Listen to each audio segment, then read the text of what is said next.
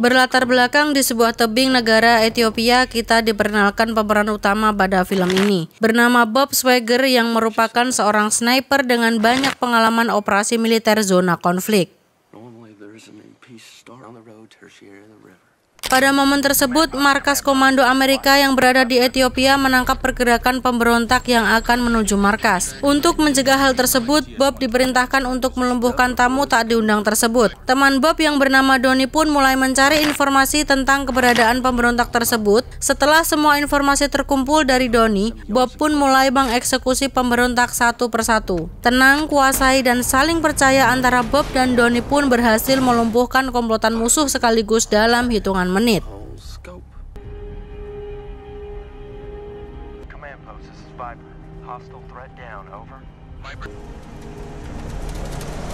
Belum bisa tenang setelah melumpuhkan musuh, di luar dugaan komplotan susulan dengan jumlah yang lebih besar terlihat menuju markas Amerika dengan membawa senjata yang lebih lengkap. Bob pun kembali menghalau pergerakan mereka, akan tetapi pihak musuh sudah mengetahui lokasi persembunyian Bob dan Donnie.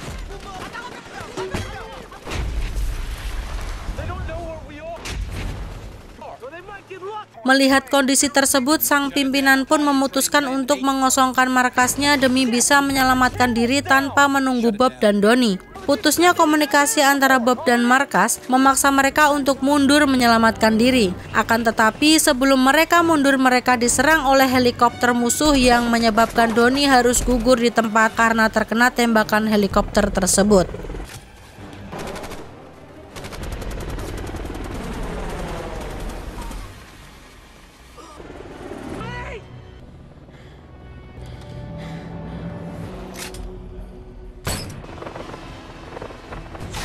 Singkat cerita, 3 tahun lalu yang mana Bob memilih untuk pensiun dan mengasingkan diri di suatu tebing bersama anjingnya. Di sisi lain, Departemen Khusus Keamanan Presiden Amerika yang dipimpin oleh Johnson sedang merencanakan sesuatu dengan memanfaatkan keterampilan Bob yang telah pensiun.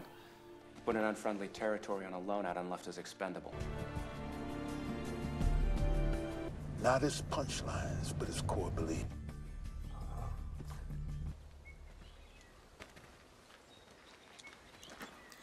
Kedatangan Johnson ke kediaman Bob ternyata mendapatkan respon negatif. Dia bersikeras tidak mau berkomunikasi dengan Johnson karena dia masih merasa dikhianati oleh negaranya sendiri.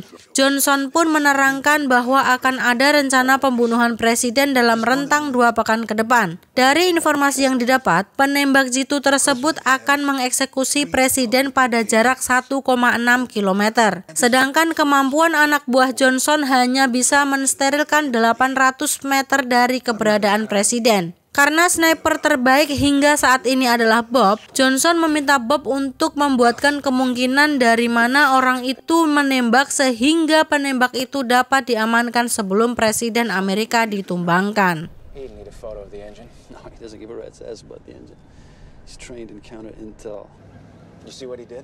Keraguan-raguan Bob atas ucapan Johnson tadi pun dibuktikan Bob dengan menembakkan sasaran dari jarak 1,7 km yang mana tembakan Bob tersebut dapat mengenai sasaran. Melihat hasil tersebut, Bob pun menerima penawaran Johnson dengan mulai menyiapkan senjata dan berpamitan dengan anjingnya. Bob pun kini telah berada di Philadelphia di mana presiden akan berkunjung ke sana melakukan pidato perdamaian dengan uskup Ethiopia 2 pekan ke depan. Dia mulai mengumpulkan tentang bangunan di sekitar lokasi pidato dan menganalisa arah angin.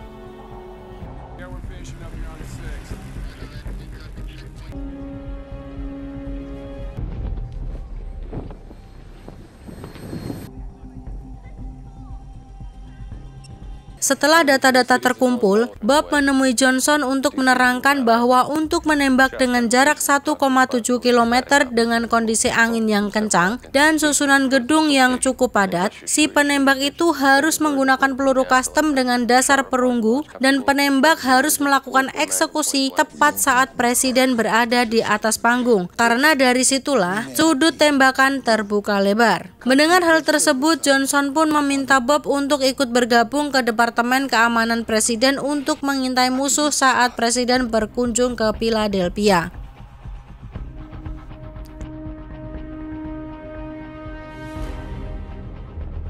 Sebelum Presiden tiba di lokasi pidato, Bob dan Johnson sudah berada di salah satu gedung untuk memantau situasi di tempat Presiden berpidato. Ditambah setiap persimpangan jalan ditugaskan agen FBI berjaga-jaga untuk mensterilkan keadaan. Di gedung tersebut, Bob melakukan analisa demi bisa menghalau kemungkinan terburuk terjadi. Namun situasi ada yang aneh ketika salah satu polisi di ruangan tersebut tidak mengunci pengaman senapannya. Tidak mau seudon, Bob pun melanjutkan pengamatannya. Dan pada saat Bob lengah, polisi tersebut menembak Bob hingga terjatuh dari gedung tepat pada saat uskup Ethiopia ditembak oleh sniper tak dikenal.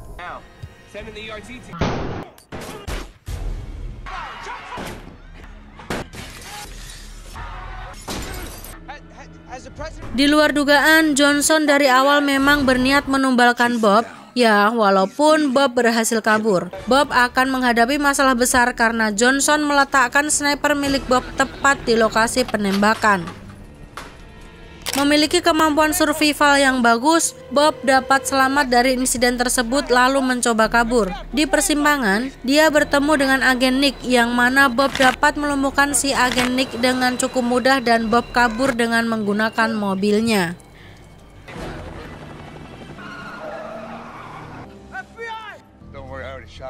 Pencarian Bob menggunakan helikopter pun semakin membuat Bob panik. Tidak tahan dengan luka tembak di pundaknya, Bob memutuskan untuk masuk ke cucian mobil otomatis, di mana saat di dalam dia nekat mengobati dirinya sendiri dengan obat seadanya.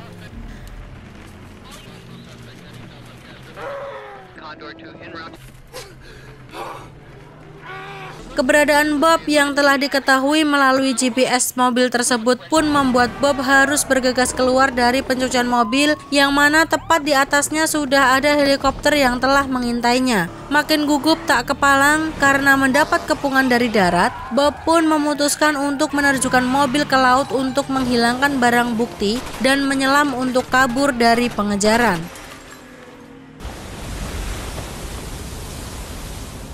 Berhasil menghindar dari kejaran pihak berwajib, Bob memutuskan pergi dengan mobil curiannya menuju ke rumah istri Donnie yang bernama Sarah untuk meminta bantuan. Di tengah perjalanan, Bob memutuskan berhenti di sebuah toko untuk kembali mengobati lukanya agar tidak infeksi, yang mana Bob sengaja mengkonsletkan toko tersebut agar dirinya tidak bisa terlacak oleh polisi.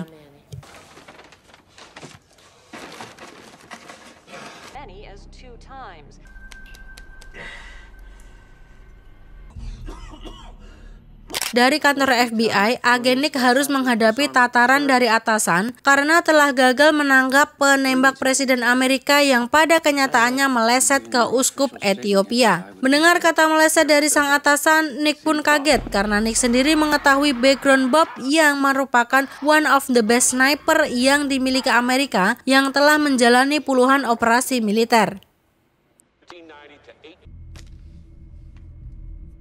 Sesampai di rumah Sarah, Bob meminta Sarah untuk mengobati luka tembaknya. Bob pun menjelaskan bahwa dia bukan penembak Presiden Amerika, yang mana Sarah pun menjelaskan kepada Bob bahwa korban dari penembakan kemarin adalah uskup Ethiopia. Mendengar kabar tersebut, Bob sangat terkejut dan akan mencari tahu apa yang sebenarnya terjadi setelah kondisi Bob sembuh total.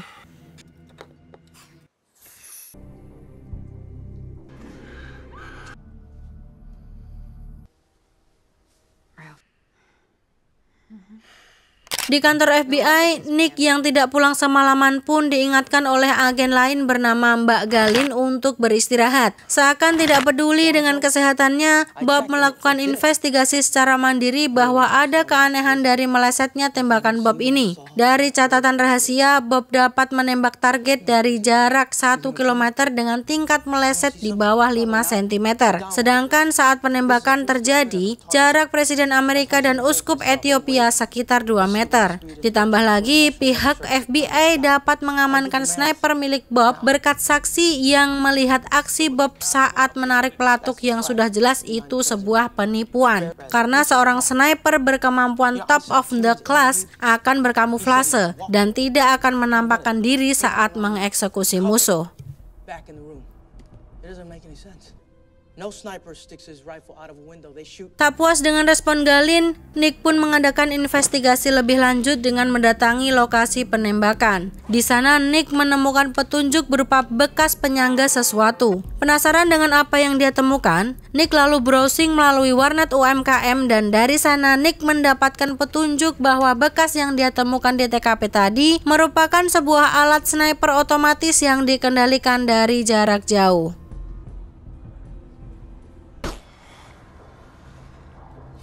Singkat cerita, Bob yang telah sembuh total memutuskan segera menemui Johnson untuk membuat perhitungan. Tentunya tidak mudah untuk menemui orang penting seperti Johnson. Oleh karena itu, Bob memutuskan untuk menemui Nick agar dapat disambungkan oleh Johnson dengan bantuan Sarah yang memberi petunjuk kepada Nick tentang keberadaan Bob.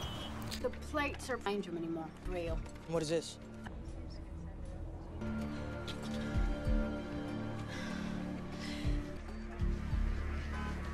Dari kantor FBI, Johnson mendapatkan laporan bahwa Nick telah berkomunikasi dengan orang yang diduga utusan Bob. Tanpa ragu sedikit pun, Johnson memerintahkan anak buahnya menggerakkan tim sergap non-pemerintah untuk menangkap Nick guna dimintai keterangan.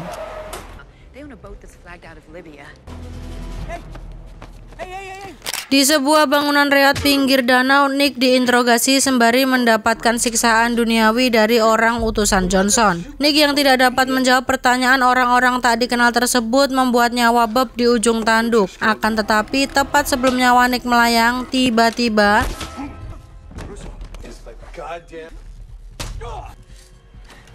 setelah orang-orang tak dikenal itu diringkus oleh Bob, Nick menjelaskan bahwa dia percaya kalau Bob bukan pelaku penembakan presiden tempo hari. Mendengar hal tersebut, Bob meminta Nick untuk ikut dengannya dengan memberikan seluruh informasi tentang kasus penembakan kemarin yang akan dijadikan Bob menyusun rencana guna mengembalikan nama baiknya.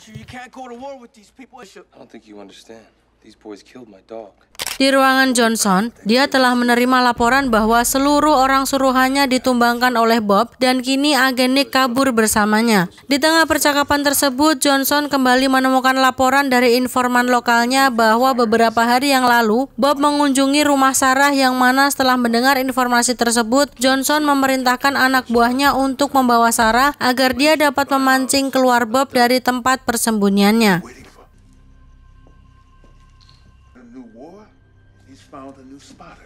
Untuk mencari penembak sesungguhnya, dia menemui seniornya yaitu Mr. Reed. Mr. Reed pun menjelaskan bahwa pada saat ini menurut yang dia ketahui, hanya ada 3 penembak jitu yang mampu melakukan aksi kemarin. Yang pertama, sniper wanita berkebangsaan Yunani yang telah meninggal 2 tahun lalu. Selanjutnya adalah Bob sendiri. Dan yang terakhir adalah penembak jitu Rusia bernama Mikhaila Serbiak yang diduga memalsukan kematian karena lumpuh akibat misi terakhirnya dia menginjak ranjau organik. Mr. Red pun menambahkan bahwa seorang sniper kondang pun tidak akan menerima pekerjaan membunuh presiden kecuali dia ingin tumbang di tangan pasukan keamanan kepresidenan.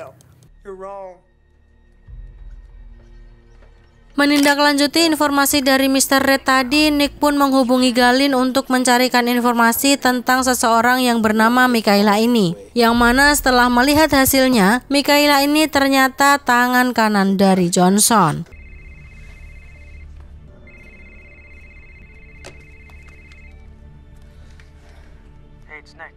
Malam harinya, Johnson melaporkan progres misi menumbangkan kepada senator. Mendengar kegagalan dari tim Johnson membuat senator Charles mengultimatum Johnson apabila dia tidak mampu menumbangkan Bob, Johnson dipindah tugaskan ke Alaska untuk bertani kacang almond, sedangkan tugas penumbangan Bob akan dialihkan ke dukun ahli santet dari Serbia Selatan.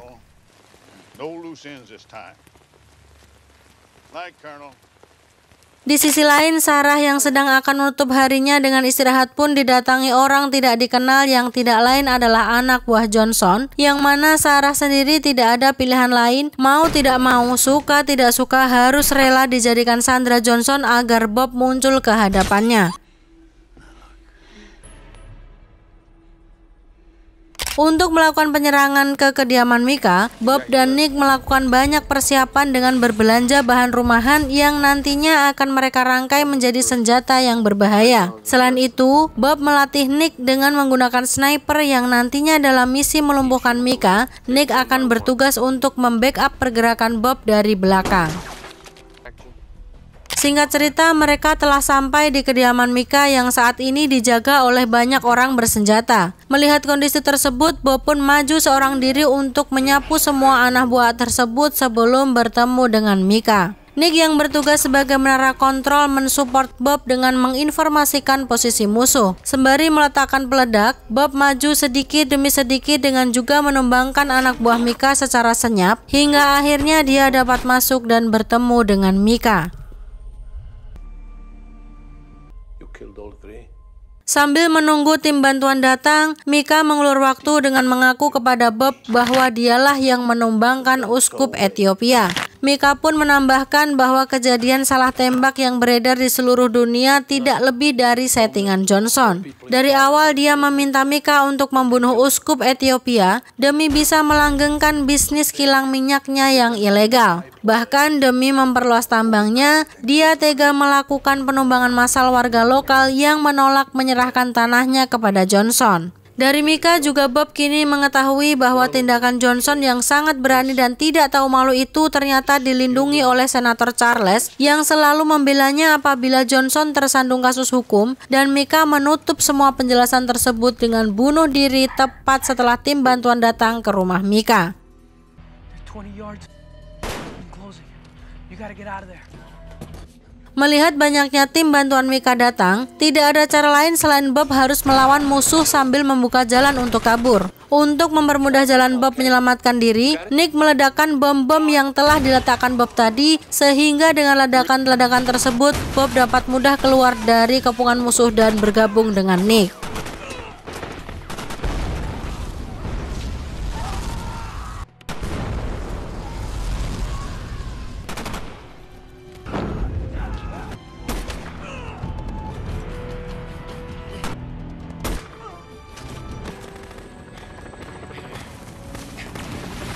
Keberadaan Nick dan Bob pun telah diketahui musuh dengan menggunakan helikopter, yang mana Bob meminta Nick untuk pergi ke hutan terlebih dahulu dengan Bob yang akan mengcover Nick dari tembakan helikopter. Manuver helikopter yang terbang rendah demi bisa menembak Nick dimanfaatkan Bob dengan menembak tangki bahan bakar, yang mana setelah momen tersebut helikopter musuh meledak dan mereka pun dapat kabur dari sana.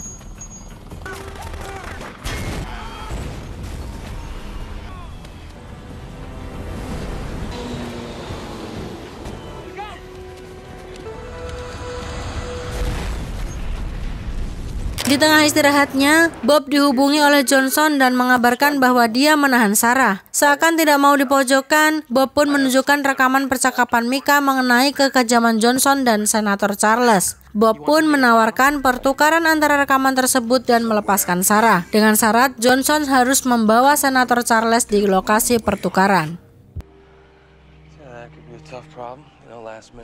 Mereka memutuskan untuk melakukan pertukaran di salah satu bukit di pegunungan Alpen. Sebelum Bob dan Nick pergi, Nick memberikan koordinat lokasi pertemuan mereka kepada FBI. Johnson menepati janjinya dengan datang bersama Senator Charles dan Sarah. Melihat kehadiran Johnson, Bob memerintahkan Nick menampakkan diri untuk memancing tembakan musuh agar dia bisa mendeteksi lokasi sniper musuh.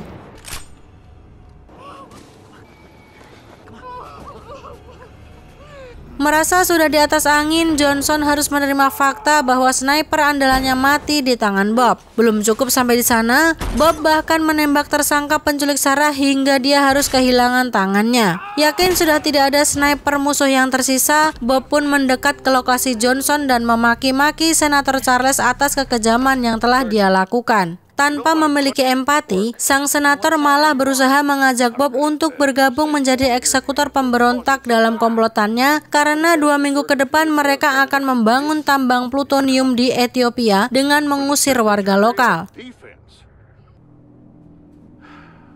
Di tengah getirnya ocehan sang senator, beberapa helikopter dari FBI datang ke lokasi. Di sisi lain, Bob yang merasa putus asa untuk mengungkapkan kejahatan Senator Charles, memilih untuk membakar rekamannya dan ditangkap oleh FBI tanpa ada perlawanan.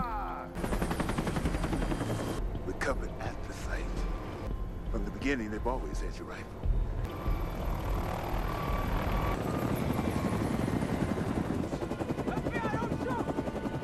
Beberapa hari setelah ditahan, Bob dipanggil Jaksa Agung untuk menjalani proses peradilan secara tertutup. Jaksa Agung pun mempersilahkan Bob untuk melakukan pembelaan. Bukannya berargumen, Bob malah memasukkan peluru yang dia dapat dari Nick dan menggunakan barang bukti tersebut untuk menembak Johnson, akan tetapi senapan itu tidak berfungsi. Bob mulai melakukan pembelaan bahwa senjata miliknya yang menjadi barang bukti ini sebetulnya tidak dapat dioperasikan karena setiap sebelum keluar rumah, dia selalu mengacak pin dalam senapan tersebut agar senjata tersebut tidak bisa digunakan oleh orang lain. Selesai melakukan pembelaan, Bob pun melaporkan kegiatan penumbangan massal di Ethiopia yang dilakukan Senator Charles dan Johnson, lengkap dengan bukti yang dibawa oleh Nick. Seolah tanpa rasa bersalah, Johnson menilai Bob sedang berhalusinasi karena bukti yang tersebut tidak ada yang mengarah langsung kepada Johnson sambil keluar dari ruangan tersebut. That's the best you can do? This isn't the world court, Sergeant. Ridiculous.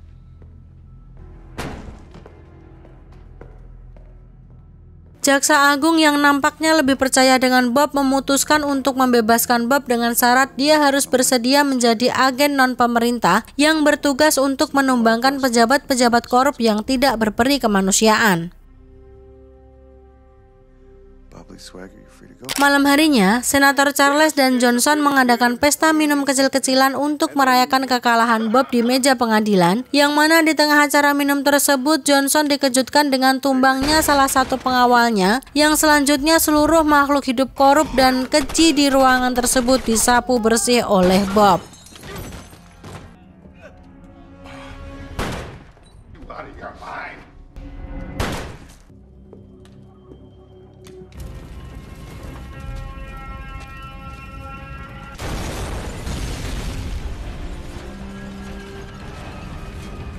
Dan film pun tamat. Pesan yang bisa kita petik dari film ini yakni jangan salah gunakan kepercayaan dari orang yang kalian hormati. Karena sekali mereka terluka, bisa jadi peluang untuk mendapatkan kepercayaan tidak akan terjadi lagi. Terima kasih untuk Christian Sitorus, Villain, dan teman-teman yang selalu mendukung channel ini. Kritik, saran, dan request bisa kalian drop di kolom komentar ya. Biru dan segenap kru undur diri. Mohon maaf apabila ada salah-salah kata. Bye-bye.